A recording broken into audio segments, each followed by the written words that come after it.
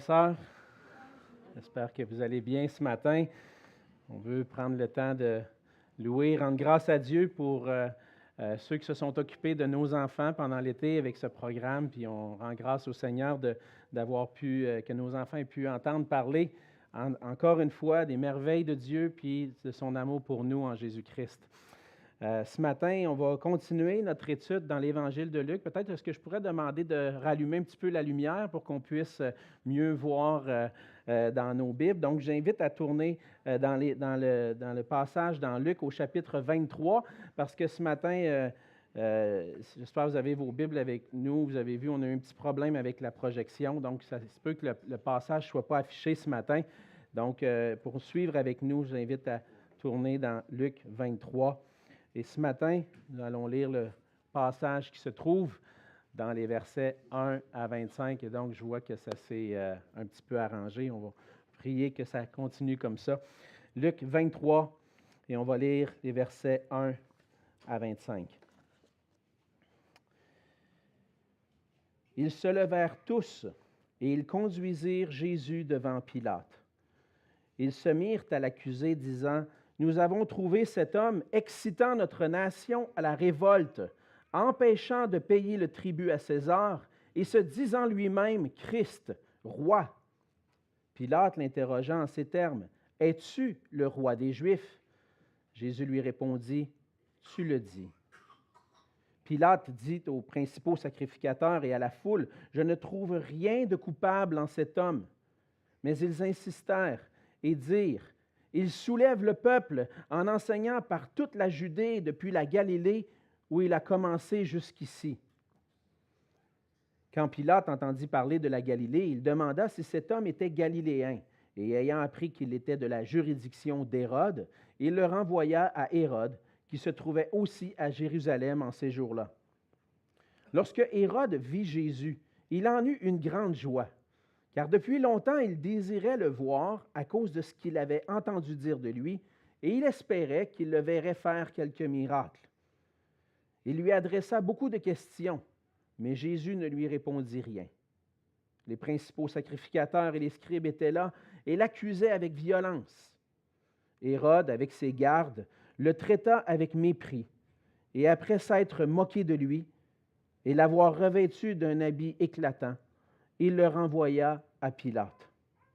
Ce jour même, Pilate et Hérode devinrent amis d'ennemis qu'ils étaient auparavant. Pilate, ayant assemblé les principaux sacrificateurs, les magistrats et le peuple, leur dit: Vous m'avez amené cet homme comme excitant le peuple à la révolte.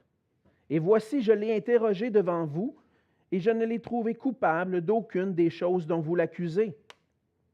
Hérode non plus, car il nous l'a renvoyé, et voici cet homme n'a rien fait qui soit digne de mort. Je le relâcherai donc après l'avoir châtié. À chaque fête, il était obligé de leur relâcher un prisonnier. Ils s'écrièrent tous ensemble: Fais mourir celui-ci et relâche-nous Barabbas. Cet homme avait été mis en prison pour une sédition qui avait eu lieu dans la ville et pour un meurtre. Pilate leur parla de nouveau dans l'intention de relâcher Jésus. Et ils crièrent: Crucifie, crucifie-le. Pilate leur dit pour la 3e fois: Quel mal a-t-il fait? Je n'ai rien trouvé en lui qui mérite la mort. Je le relâcherai donc après l'avoir châtié.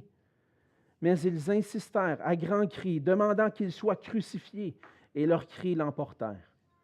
Pilate dit que ce qu'il demandait serait fait. Il relâcha celui qui avait été mis en prison pour sédition et pour meurtre, et qu'il réclamait, et il livra Jésus à leur volonté. On va se courber dans un mot de prière. Oui, Seigneur notre Dieu, Seigneur Jésus, on s'approche de toi ce matin, on s'approche de toi en s'approchant de ta parole, Seigneur, que tu as, par ta grâce et par ta bonté envers nous, Seigneur, que tu as inspiré, que tu as conduit des auteurs, entre autres Luc, pour nous rapporter ces paroles, Seigneur, qui sont là pour notre édification, qui sont là pour nous révéler qui tu es, Seigneur Jésus, qui sont là pour nous faire découvrir combien tu es merveilleux. Ce matin, Seigneur, on a chanté combien ton nom est merveilleux, que ton nom, il n'y a aucun nom semblable à toi, Seigneur Jésus. Et à travers l'Évangile de Luc, Seigneur, on découvre combien tu as été merveilleux pour nous dans qui tu es et dans ce que tu as accompli pour nous. Et ce matin, Seigneur, on veut te découvrir, redécouvrir à nouveau ta beauté, redécouvrir à nouveau la grandeur de ta grâce envers nous et ta bonté envers nous.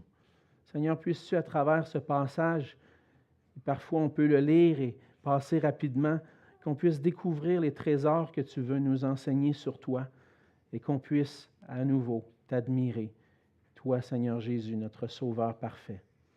Seigneur, bénis cette parole dans nos cœurs ce matin. Bénis ton serviteur qui l'apporte. Puisse-tu être avec ma bouche, Seigneur, que je puisse communiquer clairement ta parole à mes auditeurs.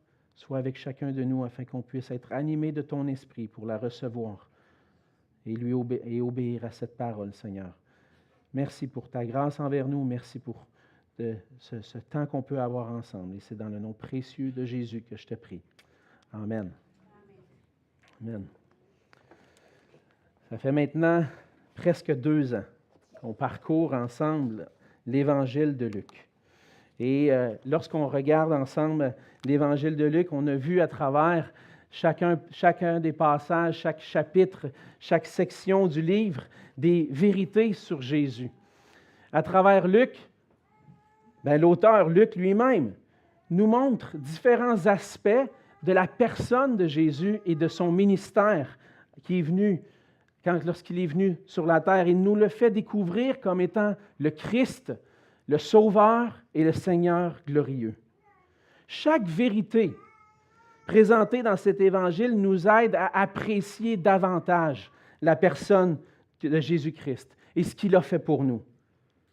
La vie chrétienne, c'est une vie où on a constamment besoin de revenir à la vérité de l'Évangile, constamment besoin de revenir aux vérités concernant Jésus afin qu'on puisse le contempler, qu'on puisse réaliser combien il est merveilleux, qu'on puisse apprendre à le connaître, apprendre à apprécier sa personne, apprendre à découvrir combien notre Sauveur, notre Seigneur est resplendissant de bonté, de beauté. Mais avec le temps, avec les années de vie chrétienne, avec ce que j'appelle la routine religieuse qui peut s'installer dans la vie chrétienne, souvent, les difficultés de la vie, le train-train nous amènent à venir embrouiller notre vision de qui est Jésus-Christ. Et dans le passage ce matin, Luc continue à nous présenter des vérités sur Jésus qui nous aident à contempler la gloire de notre Seigneur, la gloire de sa personne et la gloire de l'œuvre qu'il a accomplie pour nous.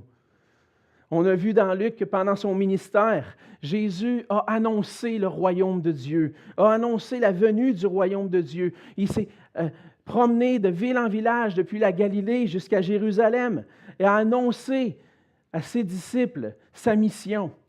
Que sa mission n'était pas de venir établir un royaume sur la terre, mais de venir accomplir ce qui était nécessaire pour des hommes pécheurs pour rentrer dans le royaume de Dieu. Il a annoncé d'avance à ses disciples que sa mission était de venir chercher et sauver ce qui était perdu. Et pour cela, Jésus a annoncé d'avance qu'il doit être livré entre les mains des hommes pour mourir en sacrifice pour nos péchés.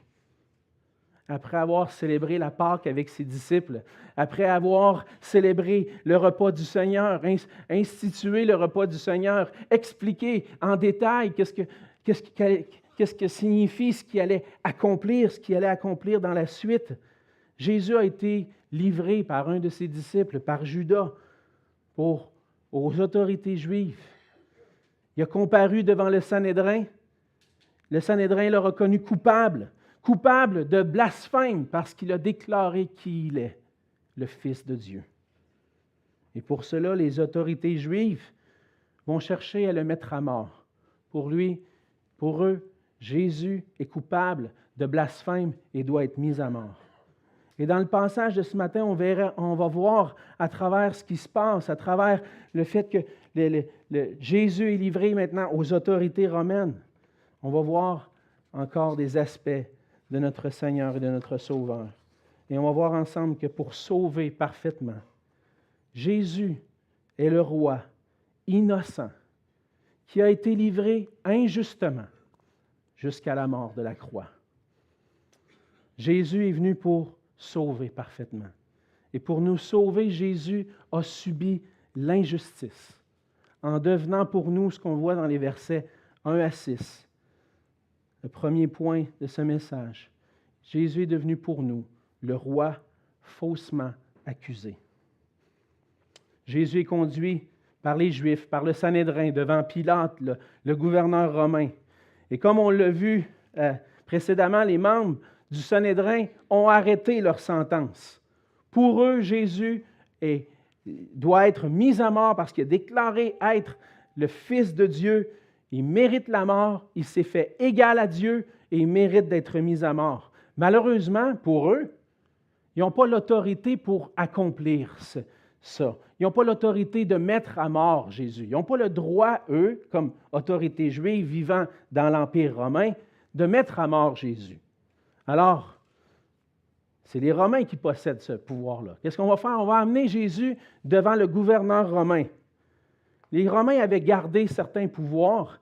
Ils avaient délégué certains pouvoirs aux nations sur lesquelles ils dominaient, mais ils en avaient gardé certains. Puis, entre autres, ils avaient gardé ce pouvoir de la peine de mort pour pas que certains de leurs sympathisants, parmi les Juifs ou parmi d'autres peuples, puissent être, eux, mis à mort par ceux qui seraient contre l'autorité romaine.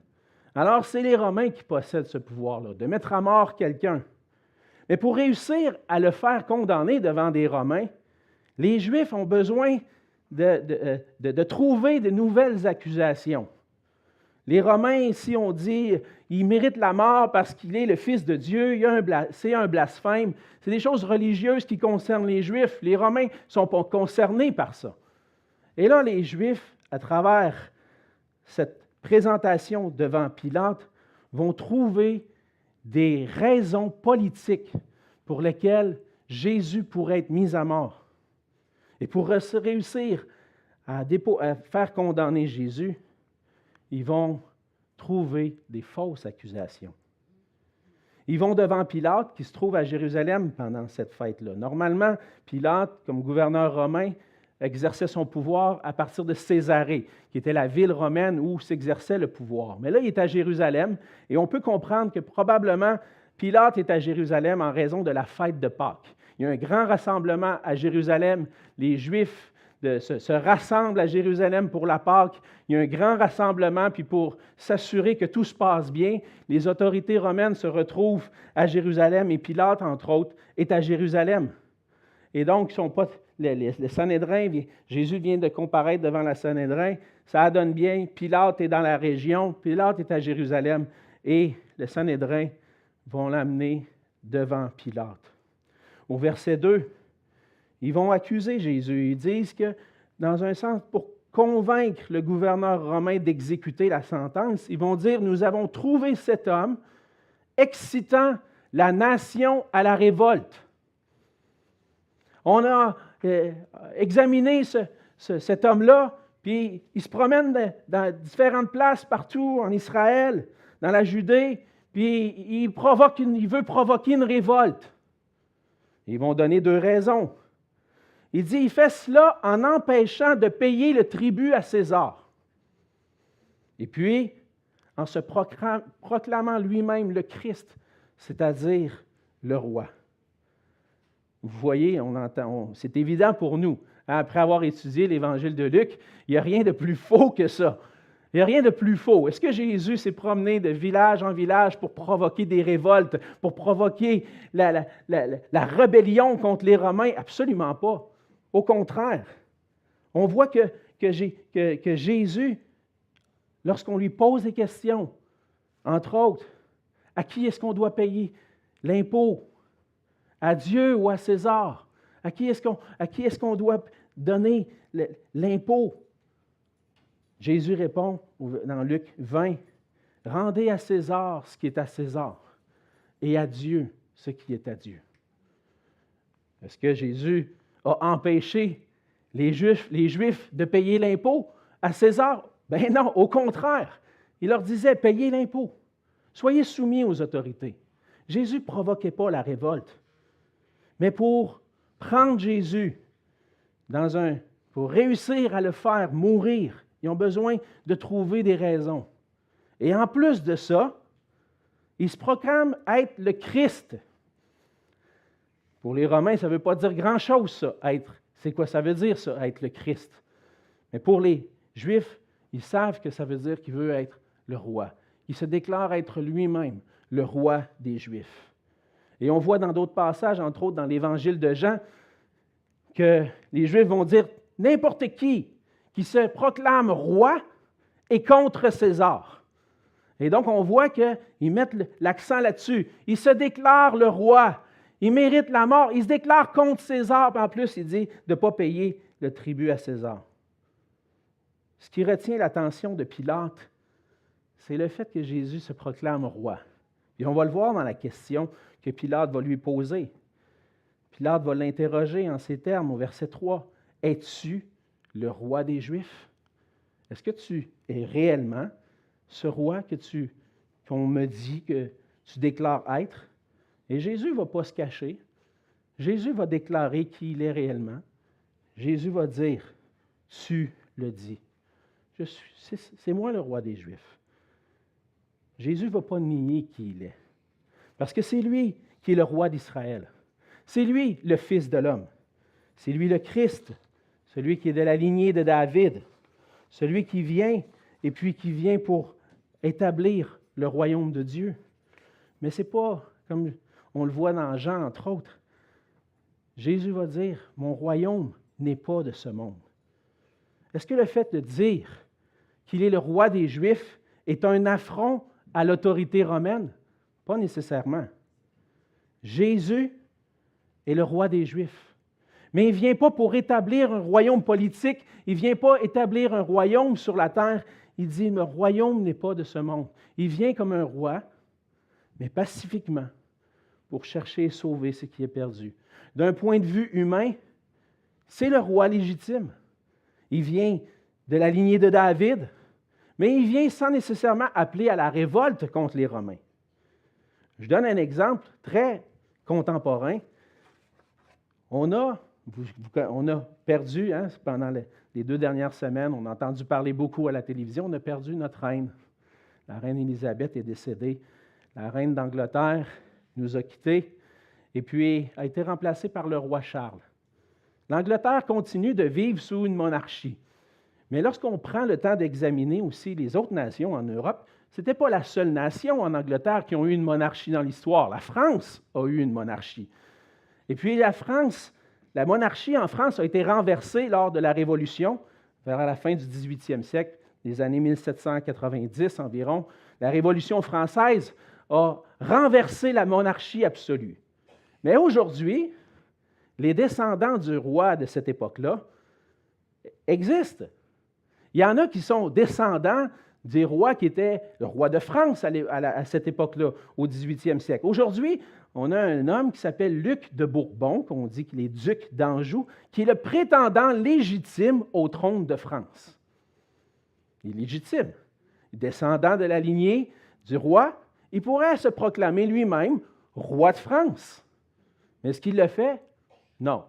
Il respecte la volonté du peuple français d'avoir transformé le gouvernement dans une république et puis laisse aller les choses, ne s'impose pas. Mais c'est un peu la même chose que Jésus fait. Il est digne d'être appelé le roi. Il est digne même d'être reconnu comme le roi des Juifs. Mais son royaume n'est pas de ce monde. Il ne vient pas pour établir une nouvelle politique sur la terre. Il ne vient pas pour exciter la nation à la révolte. Il ne vient pas pour renverser les choses politiquement. Mais il vient pour confronter les cœurs. Et dire au peuple d'Israël, repentez-vous, revenez à Dieu. Et ce que Jésus fait lorsqu'il vient dans son ministère pour enseigner la parole de Dieu, appeler le peuple à revenir au Seigneur, à se repentir de ses péchés, le peuple refusent. Les Juifs ne pouvaient pas accuser Jésus d'aucun mal. Le seul moyen qu'ils pouvaient le faire condamner était de produire des faux témoignages contre lui. Et c'est ce qu'ils ont fait. Mais malgré les fausses accusations que les Juifs déposent devant Pilate, le gouverneur romain, lui, questionne Jésus. Dans Luc, on n'a pas beaucoup de détails sur cet échange-là, mais à la fin, il va conclure en disant, cet homme-là, je ne trouve rien de coupable dans cet homme. Il a questionné, OK, tu dis être le roi des Juifs, mais je ne vois pas que tu es en train de vouloir provoquer une révolte. Ça se peut que tu sois le roi de la descendance, le roi légitime, mais tu n'es pas en train de provoquer de révolte. Je ne trouve rien de coupable en toi. Je ne trouve rien de coupable dans cet homme-là. Et Jésus, à travers cela, va manifester, et on va voir plus loin dans le passage que Pilate va revenir à plusieurs reprises. Et ce qu'on voit ressortir dans ce passage-là, c'est que Jésus est le roi qui est innocent, non coupable, coupable de rien, mais qui va venir et qui va accepter le mépris, les fausses accusations contre lui, le mépris plus tard, parce qu'il vient comme le roi qui est devenu pour nous l'agneau parfait, sans péché. Jésus n'était pas un homme ordinaire. C'est le Fils de Dieu qui s'est incarné.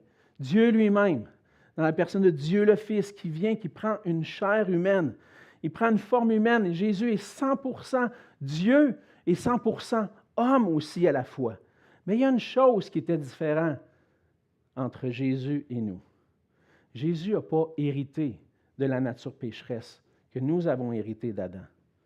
En étant conçu par le Saint-Esprit, il n'a pas hérité d'une nature pécheresse. Il était en quelque sorte comme Adam avait avant la chute, au moment de la création.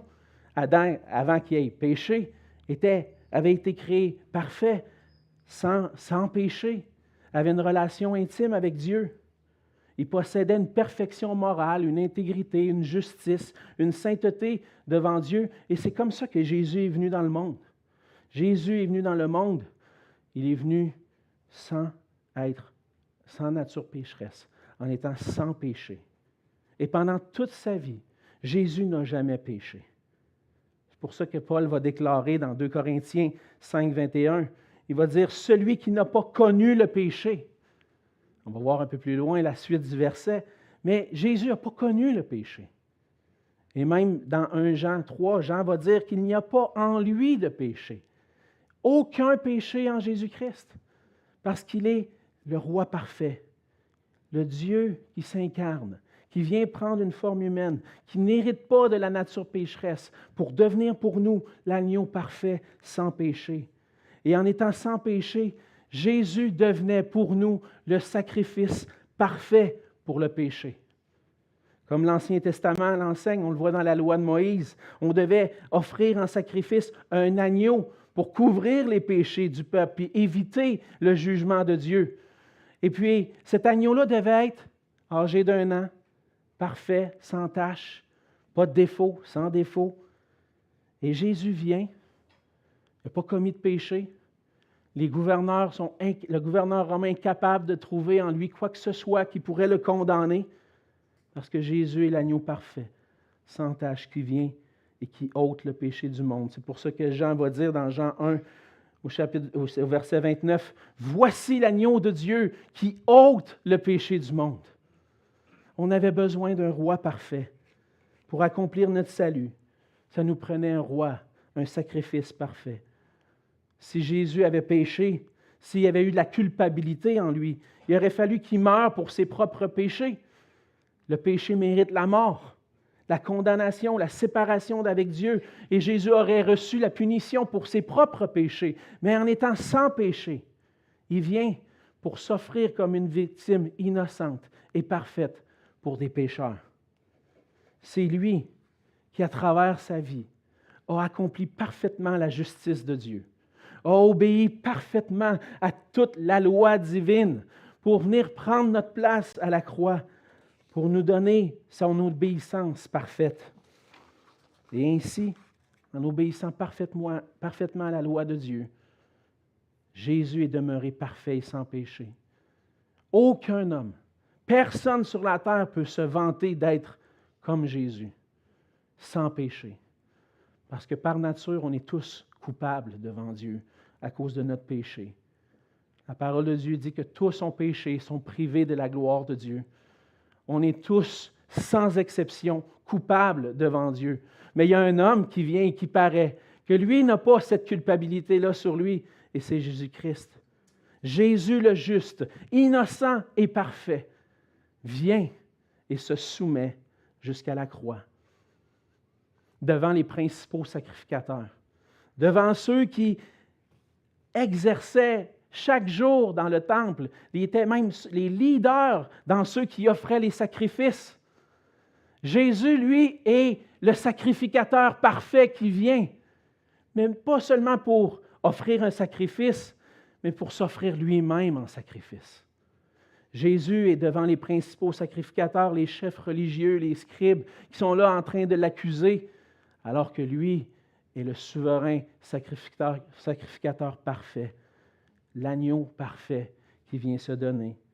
L'auteur de l'Épître aux Hébreux va dire dans Hébreux 7, les versets 26 à 28, « Il nous convenait en effet d'avoir un souverain sacrificateur comme lui, saint, innocent, sans tache, séparé des pécheurs et plus élevé que les cieux, qui n'a pas besoin, comme les souverains sacrificateurs, d'offrir chaque jour des sacrifices, d'abord pour ses propres péchés, ensuite pour ceux du peuple. Car ceci, il l'a fait une fois pour toutes, en s'offrant lui-même. En effet, la loi établit souverain sacrificateur des hommes sujets à la faiblesse, mais la parole du serment qui a été fait après la loi établit le Fils qui est parfait pour l'éternité. Seigneur Jésus est merveilleux. On a un Sauveur merveilleux.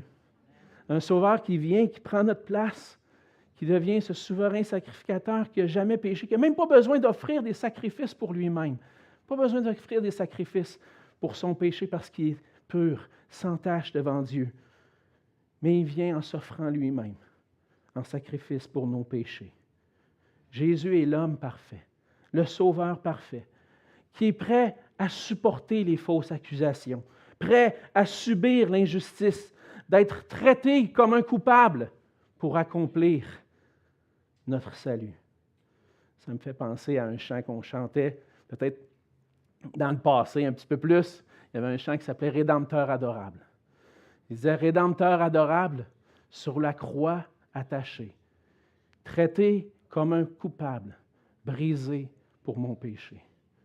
Le roi innocent, traité comme un coupable et brisé à cause de mon péché. » Jésus est le roi faussement accusé malgré que Pilate va déclarer son innocence. Et on voit un peu plus loin qu'il va non seulement devenir le roi, qu'il devient le roi faussement accusé, mais il devient aussi pour nous le roi méprisé par les gens de son peuple. C'est ce qu'on voit dans la suite du passage, entre autres dans les versets 6 à 12. Pilate, finalement, entend dire que Jésus est galiléen, qu'il vient de la Galilée, puis que les scribes, les principaux sacrificateurs poussent les accusations. Pilate a déjà dit quelque chose. Il a dit « Je n'ai rien trouvé de coupable ». Il aurait pu le relâcher. Mais en entendant dire qu'il est galiléen, c'est bon, OK, je vais l'envoyer à celui qui s'occupe de cette portion-là, à un ministre juif, qui lui va probablement pouvoir trancher cette question-là. Alors il l'envoie à Hérode. La pression est forte de la part des Juifs et Pilate, il veut certainement éviter de provoquer une révolte, surtout dans ce temps où tous les Juifs sont rassemblés à Jérusalem. Alors il dit, on va aller envoyer à Hérode. Et puis il remet le dossier, le cas de Jésus, entre les mains de Hérode Antipas, un dirigeant juif qui était tétrarque de la Galilée. Hérode Antipas, c'était le fils de Hérode le Grand. On a entendu parler de Hérode le Grand au début de l'évangile de Luc. Hérode le Grand, c'est lui qui, au début des récits des évangiles, on voit qu'il veut mettre à mort le Fils de Dieu, qu'il veut mettre à mort le roi des Juifs. Mais lui est mort, et puis il a légué son domaine à 3 de ses enfants, en fait à 3 de ses enfants, c'est ça, à Hérode Antipas, Hérode Archéléus et puis à Philippe. Et puis Hérode Antipas est celui qui s'occupe de la région de la Galilée. Et il se trouve à Jérusalem lui aussi, cette journée-là, probablement pour venir célébrer la Pâque avec le reste des Juifs. Et puis, Hérode est content. Ah, enfin! Je n'entends assez parler de ce gars-là, j'aimerais tellement ça le voir faire un miracle. C'est vrai tout ce que le monde dit sur lui. Hey, là, j'ai l'occasion. Là, j'ai l'occasion, je vais l'avoir en avant de moi, puis il va m'en faire un miracle. Hérode n'est pas vraiment intéressé par Jésus. Il est plus intéressé par une vision surnaturelle, des choses qui vont l'épater. Mais il entend parler de Jésus, puis il dit, ah, c'est le bon moment. Un curieux, il veut voir des choses extraordinaires se passer, mais il va être déçu un peu. Alors qu'Hérode va adresser plusieurs questions à Jésus, Jésus répond pas un mot. C'est ce qu'on voit. On voit dans les versets, dans le fond, verset 9, qui adresse beaucoup de questions, mais Jésus ne lui répondit rien. Puis on pourrait dire, est-ce que Jésus n'était pas comme un peu... pourquoi il n'a rien répondu? La sentence était déjà donnée. Le gouverneur romain a prononcé sa sentence. Cet homme-là est non coupable. Et Jésus n'avait plus rien à faire, plus rien à produire pour sa défense. Il est le roi des Juifs. Il sait qu'est-ce qui va arriver. Il va aller jusqu'à la croix. Il va mourir à la croix. Mais il accepte de subir les fausses accusations et ne veut pas se défendre. Sa sentence est déjà déclarée. Il est non coupable. Et répondant rien à les questions d'Hérode, Hérode commence à un peu dire, finalement, on va en profiter. Hein? Et là, il va commencer à se moquer de Jésus au verset 11 avec ses gardes, va le traiter avec mépris, va se moquer de lui, puis ils vont le revêtir d'un habit éclatant. Un habit qui probablement appartenait à Hérode, un habit d'un roi, et puis mépriser Jésus. Ah ouais, tu es le roi des Juifs. Tiens, mon grand, on va te mettre un beau manteau, puis là, on va te ridiculiser devant tout le monde. Mais Jésus est quand même innocent. Et devant l'innocence de Jésus, Hérode n'a rien d'autre à faire que de le mépriser, puis de ridiculiser le fait qu'il déclare être le roi, puis de le renvoyer à Pilate. Et Jésus, à travers ça, vient être méprisé. Au travers de son silence, devant les fausses accusations de la part des autorités, Jésus accomplit ce qui avait été annoncé depuis longtemps d'avance par les prophètes, entre autres par le prophète Ésaïe, 700 ans d'avance. Il nous dit dans Ésaïe 53, les versets 3 et 7, « Méprisé et abandonné des hommes, homme de douleur et habitué à la souffrance, semblable à celui dont on détourne le visage, nous l'avons dédaigné, nous n'avons fait de lui aucun cas. Il a été maltraité et opprimé, et il n'a point ouvert la bouche. Semblable à un agneau qu'on mène à la boucherie, à une brebis muette devant ceux qui l'attendent. Il n'a point ouvert la bouche. » Jésus aurait eu raison d'ouvrir la bouche, de prendre sa défense. Tout ce que vous dites, c'est des fausses accusations. Ce n'est pas vrai. Faire la preuve, démontrer qu'il est le roi des Juifs, faire des miracles pour convaincre Hérode. Regarde, je viens de Dieu, je suis un prophète, je suis le roi, je suis le Christ, je vais faire des miracles, on va te le prouver, je vais être libéré. Mais non, Jésus a accepté d'être méprisé parce que Jésus s'en va à la croix. Tout au long de sa vie, il a été rejeté et méprisé par les hommes, a été méprisé par les gens de son peuple. Et ce mépris que Jésus supporte alors qu'il est le Christ, le roi légitime. Jésus supporte cela pour devenir pour nous le roi livré à la mort. C'est ce qu'on voit dans la suite du passage, les versets 13 à 25. Pilate pensait s'en sortir en envoyant Jésus devant Hérode. Mais Jésus revient après avoir été ridiculisé, méprisé par les gardes et par Hérode. Et puis, Hérode n'a pas prononcé sa sentence. En fait, ce qu'on peut comprendre avec le reste du passage, c'est que Hérode n'a rien trouvé en lui de coupable, encore une fois. Pilate pensait s'en sortir, mais il ne s'en est pas sorti. Il doit prendre une décision. il doit continuer de vivre avec la décision qu'il a vue. Je n'ai rien trouvé de coupable en lui. Alors, au verset 13, il va rassembler. Et là, on va se parler dans le blanc des yeux. Les chefs des sacrificateurs, les principaux sacrificateurs, les magistrats, les juges, les gens du peuple, les rassemble. Puis, verset 14, vous m'avez amené cet homme comme excitant le peuple à la révolte. Mais voici, je l'ai interrogé devant vous et je ne l'ai trouvé coupable d'aucune des choses dont vous l'accusez. Hérode non plus, car il nous l'a renvoyé. Et voici, cet homme n'a rien fait qui soit digne de mort. Pilate raffermit sa position qu'il avait prise au début. Il n'est pas coupable. Je ne peux pas le livrer à la mort, cet homme-là. Il est coupable de rien. Mais je vais le relâcher après l'avoir châtié, après l'avoir fait fouetter, battu. Souvent, on servait cette punition-là. Probablement, Pilate veut la servir à Jésus, veut le châtier, veut comme assouvir les désirs des Juifs de vouloir voir Jésus condamné. Il dit, on va le battre, puis après ça, il va pouvoir être relâché. Mais ça ne suffit pas.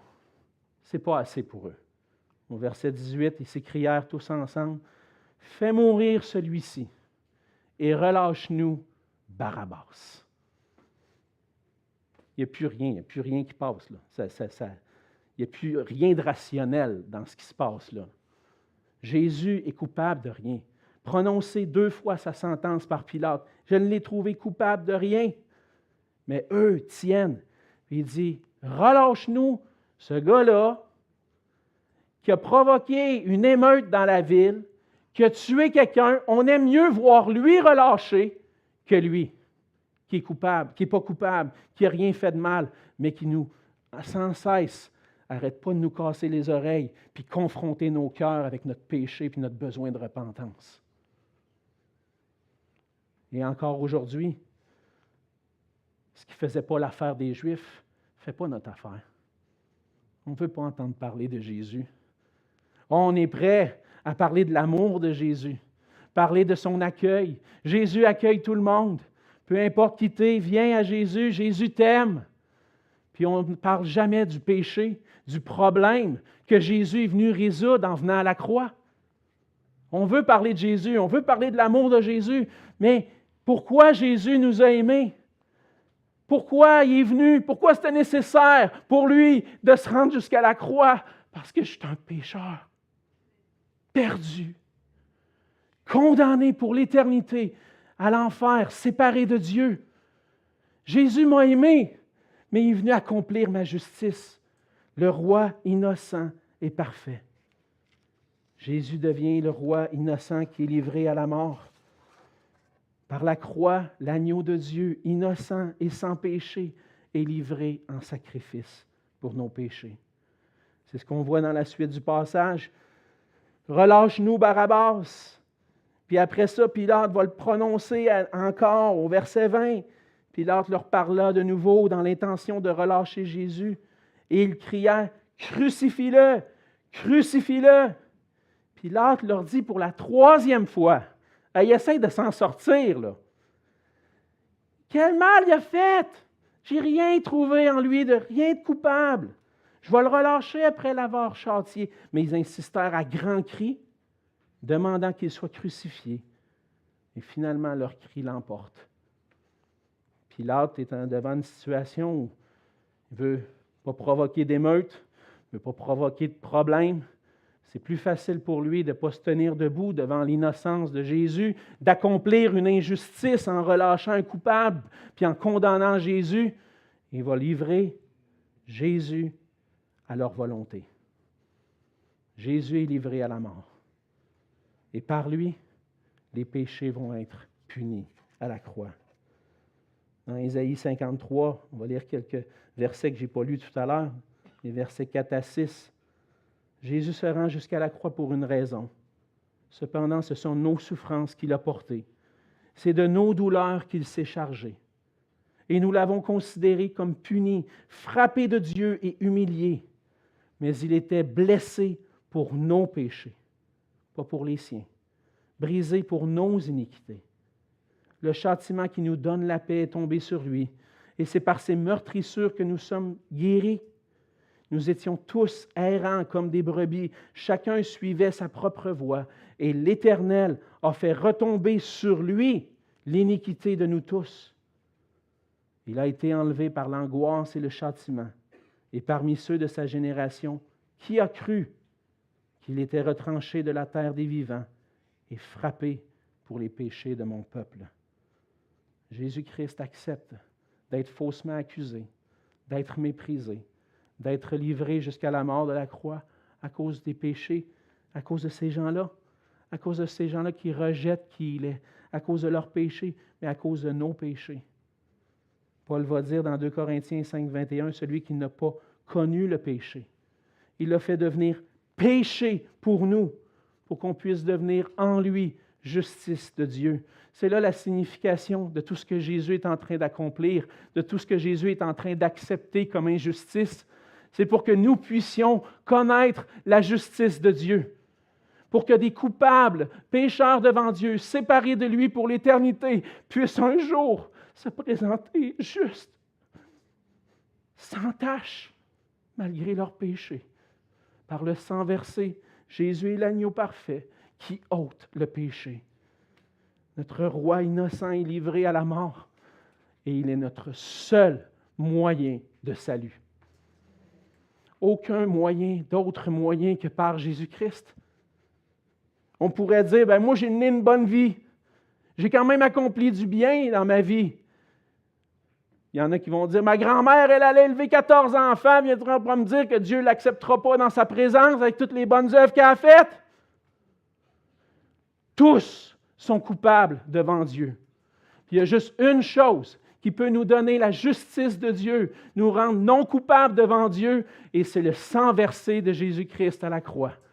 On a besoin de venir à lui, de croire ce que Jésus-Christ a accompli pour nous, de saisir le cadeau de l'amour de Dieu, parce que Jésus-Christ a manifesté à la croix à la fois la justice et l'amour de Dieu. Sans la croix, sans Jésus-Christ, le roi innocent et parfait, on ne peut pas être sauvé. Jésus est le seul chemin qui mène à Dieu. À travers ce que Pierre va dire dans Acte 4, Luc nous rapporte au verset 12, « Il n'y a de salut en aucun autre, car il n'y a sous le ciel aucun autre nom qui ait été donné parmi les hommes, par lequel nous devions être sauvés. » Notre salut ne repose sur rien d'autre que Jésus-Christ seul. Pour recevoir le cadeau de l'amour de Dieu, on a besoin de recevoir le seul moyen de salut possible. Et ce salut-là se reçoit par la foi, en plaçant notre confiance en Jésus-Christ, en reconnaissant qu'il est le Christ, le Fils de Dieu, le Seigneur souverain sur toutes choses, le Roi, mais qui vient comme notre Sauveur. As-tu reçu le cadeau merveilleux de Dieu qui s'est offert, que Dieu a offert pour nous en Jésus-Christ? As-tu cru que Jésus-Christ est le Fils de Dieu venu sur la terre pour accomplir ton salut puis t'offrir le pardon, la paix avec Dieu? Si tu ne l'as pas déjà fait, viens à lui, reçois-le par la foi, place ta confiance en lui seul pour ton salut. En résumé, frères et sœurs, à travers le passage de ce matin, on s'est rappelé ensemble, on a redécouvert ensemble que pour nous sauver parfaitement, Jésus est devenu ce roi innocent qui a été livré injustement jusqu'à la croix. Il a supporté les fausses accusations, le mépris, a été livré à la croix pour nous. Qu'est-ce qu'on fait maintenant avec ça? Premièrement, comme je l'ai mentionné, on doit croire, le recevoir. Mais si on reconnaît réellement qui il est, le Christ, le Seigneur, on doit lui obéir, marcher pour lui, marcher puis proclamer sa gloire. On veut apprendre de jour en jour à être émerveillé toujours de plus en plus devant la personne, la beauté de Jésus-Christ et de son œuvre pour nous. On a besoin de plonger nos regards dans les Écritures, frères et sœurs. Regarder à Jésus-Christ, porter nos regards sur lui, se rappeler ce qu'il a fait pour nous, pour que sa beauté puisse toujours, sans cesse, nous émerveiller. Comme Paul le dit dans 2 Corinthiens au chapitre 4, il ne sera pas affiché à l'écran parce que je le cite de mémoire maintenant. on a vu la gloire de Dieu resplendir sur la face de Christ. Et en regardant à lui, on voit la gloire de Dieu. La gloire de Dieu est quelque chose de merveilleux qu'on va découvrir pendant l'éternité, mais on peut commencer maintenant en regardant ce que Christ a fait pour nous, en contemplant Jésus-Christ. Ce qu'on veut faire aussi, frères et sœurs, c'est célébrer ensemble. Célébrer le merveilleux nom de celui qui nous a sauvés, le nom de Jésus. Puis on veut ensemble proclamer ce salut merveilleux que Jésus a accompli pour nous. Êtes-vous émerveillés devant ce que Jésus a fait pour vous? Si vous avez besoin de grandir puis de continuer de dire des fois, je vis des choses, puis on dirait que je perds de vue que ce qui est Jésus pour moi. On dirait que je ne sens pas que Jésus est proche de moi, je ne sens pas que Jésus est avec moi dans ce que je vis. Ouvrez les Écritures puis allez relire Luc 23, 24, la suite, qu'est-ce que Jésus a accompli. Rappelez-vous de ce que Jésus a fait un jour à la croix, puis de sa promesse qu'il était avec nous tous les jours jusqu'à la fin du monde. Soyez affermis dans sa parole, dans l'Évangile. Et devant les rois de son époque, Jésus était cet agneau sans défaut, sans tache, livré pour nous. Puis ce qu'on veut déclarer à nouveau, c'est ce qu'on lit dans Apocalypse 5, au verset 12. L'agneau qui a été immolé est digne de recevoir la puissance, la richesse, la sagesse, la force, l'honneur, la gloire et la louange. C'est ce qu'on veut faire ensemble. Prions. Seigneur notre Dieu, Seigneur Jésus, ton nom est merveilleux. On l'a chanté tout à l'heure. Tu es ce Sauveur merveilleux qui est venu sur la terre pour être ce roi innocent, parfait, faussement accusé, méprisé et livré jusqu'à la croix pour nous sauver de nos péchés. Seigneur Jésus, merci. Merci de ce que tu as accompli pour nous. Merci d'avoir accepté l'injustice envers des injustes pour qu'on puisse recevoir ta justice et paraître juste devant le Dieu saint et juste. Et aujourd'hui, Seigneur, nous voulons découvrir à nouveau ta beauté, la beauté de ton œuvre pour nous. On veut la célébrer, on veut la proclamer.